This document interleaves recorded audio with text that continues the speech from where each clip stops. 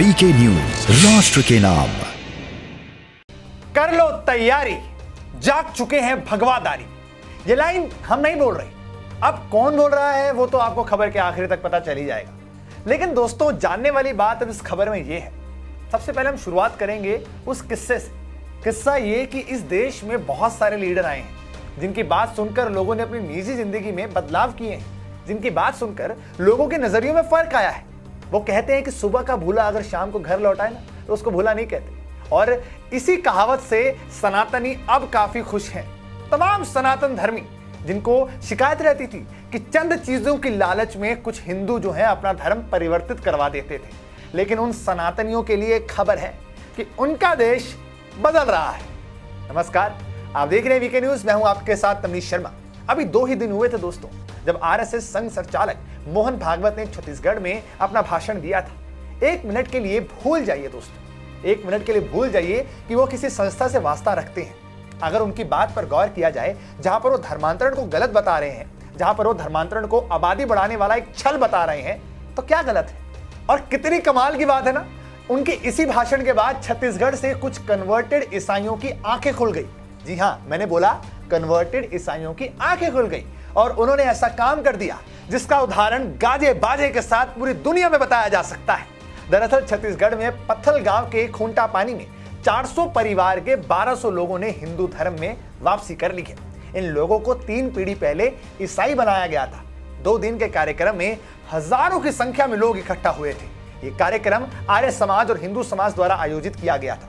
इस दौरान भाजपा के प्रदेश मंत्री और ऑपरेशन घर वापसी के प्रमुख प्रबल प्रताप सिंह जुदेव ने सभी लोगों के पांव धोकर उनको हिंदू धर्म में उनका जो है स्वागत वापस किया। प्रदेश मंत्री और जशपुर राज परिवार के प्रबल प्रताप सिंह ने कार्यक्रम का हिस्सा बनते हुए कहा कि हिंदुत्व की रक्षा करना उनके जीवन का एकमात्र संकल्प है। मैं आदरणीय मोदी जी से आग्रह करूंगा कि वो जल्द ही ऐसा कानून बनाएं कि जो भी आदिवासी धर्मांतरित होते हैं उनकी सारे सरकारी सुविधाएं बंद कर दिया जाए, ताकि सौदा के सेवा के नाम पे सौदा जो ये कर रहे हैं षड्यंत्रकारी शक्तियां जो धर्मांतरण में लगे हैं, वो ये कॉन्स्पिरेसी इनका बंद हो, तभी धर्मांतरण बंद होगा। उन्होंने बताया कि घर वापसी करने वाले अधिकांश परिवार बसना सरायपाल के थे। वे बोले कि आज इतनी अधिक संख्या में लोगों की उनके मूल धर्म में वापसी अच्छे संकेत है। ये दिखाता है कि आज लोग जागरूक हो चुके हैं कि उनको वापस हिंदू बनना है। किसी की मजबूरी का फायदा उठाकर किया गया काम नहीं होता और ना ही कभी टिकाऊ होता है। मिशनरियों ने गरीबों की मजबूरी का फायदा उठाकर उनका धर्मांतरण किया था।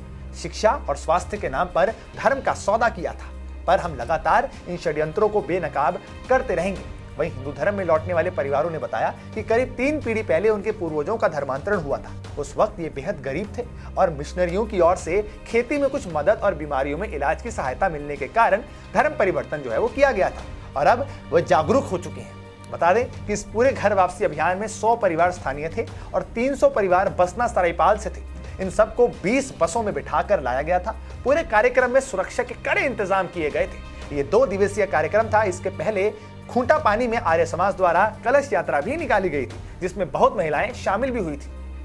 दोस्तों, ये धर्म परिवर्तन से डर क्यों है? क्यों डर रहे हैं हम धर्मांतरण से? क्यों जो हिंदू थे और दूसरे धर्म में चले गए थे उन्हें वापस हिंदू बनाया जा रहा है? आप खुद सोचिए, ईसाइयों की संख्या जब धीरे धीरे बढ़ेगी तो वो अपनी प्रथाओं को बढ़ावा देंगे, अपने समुदाय के नेताओं को चुनेंगे। ऐसा ही मुस्लिम कर रहे हैं और मात्र छोटी सी लालच में एक चावल की बोरी के नाम पर जो है एक गरीब आदमी को हिंदू धर्म में बदलवाया जा रहा है और हिंदू तैयार भी हो जाता है। ईसाई और मुस्लिम धर्म छोटे हिंदू वर्गों को टारगेट कर रहे हैं, उन्हें पैसों का लालच दे रहे हैं। पैसों का लालच देकर उन्हें धर्म परिवर्तित करा रहे हैं उनसे। अरे गर्व से कहिए कि आप हिंदू हैं।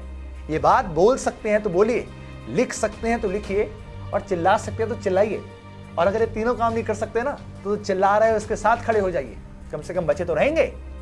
आपको क्या लगता है हमारे कमेंट सेक्शन में जरूर बताइए और देखते रहिए वीके न्यूज। ये है ड्रीम मीडिया नेटवर्क और आप देख रहे हैं देश का पहला 24/7 digital news channel VK news, राष्ट्र के नाम।